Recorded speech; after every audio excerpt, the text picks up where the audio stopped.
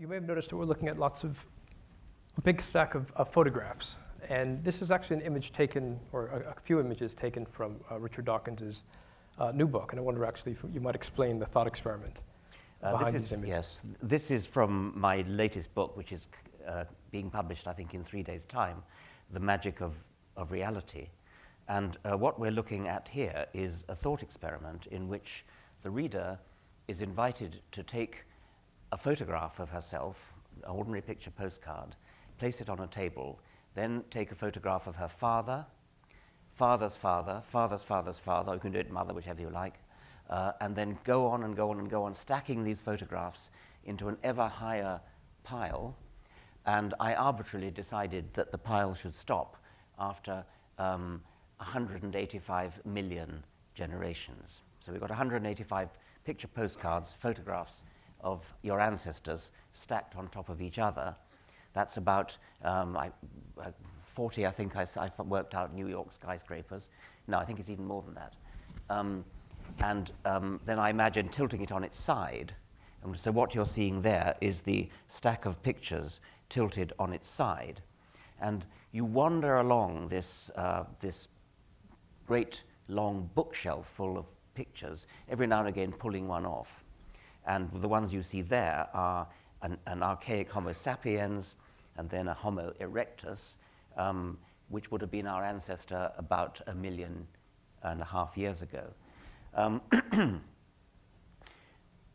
What's interesting is that I asked the question, who was the first person? That's the title of the chapter.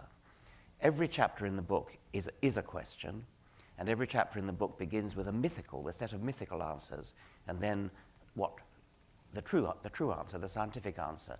So who really was the first person? And I begin with a slightly paradoxical answer, that there never was a first person. Because every animal, every person ever born belonged to the same species as its parents.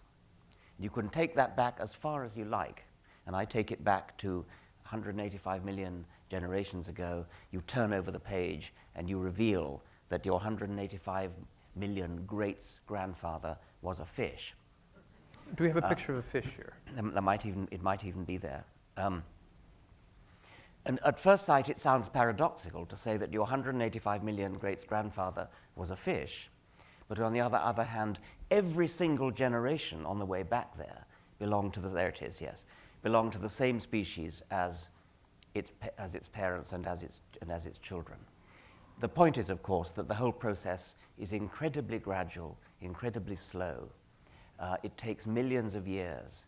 We're familiar with this kind of gradual, imperceptible change because all of us started off as a baby and became a toddler and became a child and became a teenager and became an adult.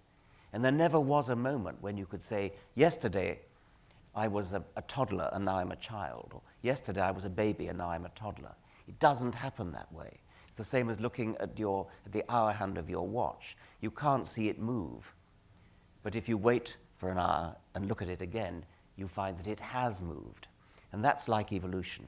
So it's a kind of fortunate accident that all the intermediates are extinct, which is why we can divide the living kingdoms into separate species which can't interbreed with each other. But if all the ancestors were still alive, then there would be a complete continuum between every creature and every other creature, going back to the common ancestor and then forward again.